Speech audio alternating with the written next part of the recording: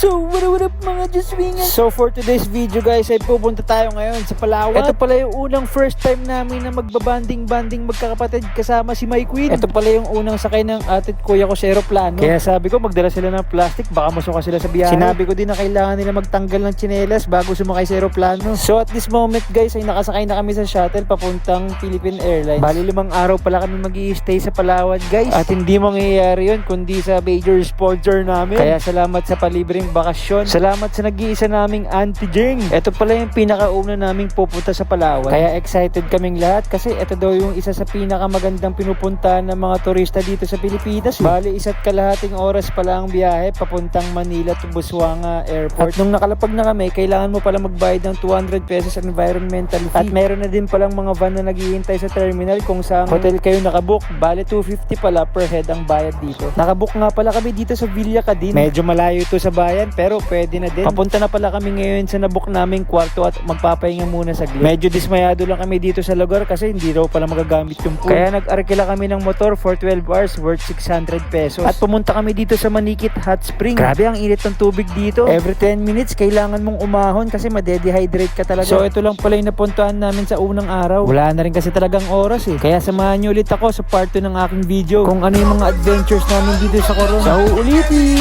Burup! So what up mga Diyoswingan? So for today's video guys ay magtutour tayo dito sa Coron, Palawan. Bali nag-avail pala kami ng Super Ultimate Tour via Millennial Island Travelmate. At recommendable sila guys dahil very accommodating yung mga tour guides nila. Bali hatiin ko pala sa 2 parts tong video ko dahil hindi pala kasi sa 1 minute 30 seconds lahat ng ginawa namin sa tour. 7 destinations ba naman yung puntahan mo eh. Ewan ko lang talaga kung magkasya yun sa 1 minutong video. Bali ang unang punta pala namin ay sa Kayangan Lake. Inuuna to ng mga tour guide kasi sobrang hirap daw nito. Bago ka kasi makapunta sa mismong lake, kailangan mo pang umakyat ng 367 steps. Nakapagod talaga. Kahit ako nga, nahirapan. Pero tignan mo naman yung madadatnan mo sa dulo, napakaganda talaga. Sobrang linaw ng tubig. At kailangan namin sulitin to sa loob lamang ng 30 minutes. Kasi may 6 pa kaming pupuntahan eh. Bale 8 to 5 pala yung tour na nakuha namin. At kailangan namin matapos ang 7 trips sa loob ng oras. Kaya sinimulan na ni My Queen mag-snorkel. At syempre, tinry ko na rin mag-free dive dito. Sobrang lalim pala. Tanginang mukha yan, saan pagawa yan? Humart pa talaga si Gago. Bale, ito naman guys yung view ng pinagliliguan namin. At sa pagsisid ko rin sa ilalim, nakita ko yung pinsan ni Squidward. Tamang pabilog si kuya sa ilalim ng tubig. Pasikat ka boy. At bago matapos ang Kayangan Lake Adventures, may pa-mandatory human drone sila dito. Ito pala yung viewpoint ng Kayangan Lake. Sobrang ganda ng view dito, nakaka-relax talaga. Tignan mo, Magic, magiging 2 na lang kami. Abangan nyo yung part 2 namin guys. That's it, burup.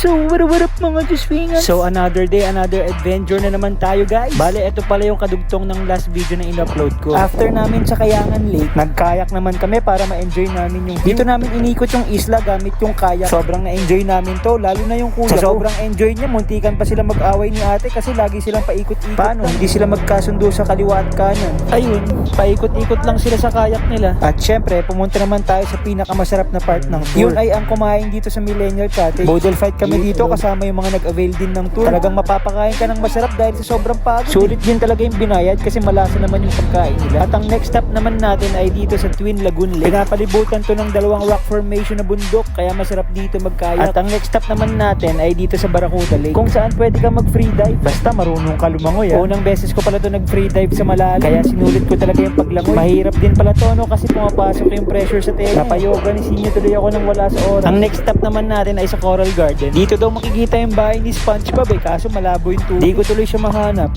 Sayang, papapirma sana ako sa goggles. At ang last stop naman namin ay sa CYC Beach. Wala nang bumabang turista dito kasi sobrang pagod na lahat. Kaya tamang inom na lang kami ni Kuya. At doon nagtatapos ang ating Super Ultimate Tour. At syempre dahil gutom na naman tayo, kumain kami dito sa isa sa pinakamasarap na makakainan dito sa Coron. Dito lang yan sa Santinos Grill. Highlight nila dito yung ribs nila na good for 4 persons na. Sobrang nakakapagod yung araw kaya tara, kain muna tayo guys.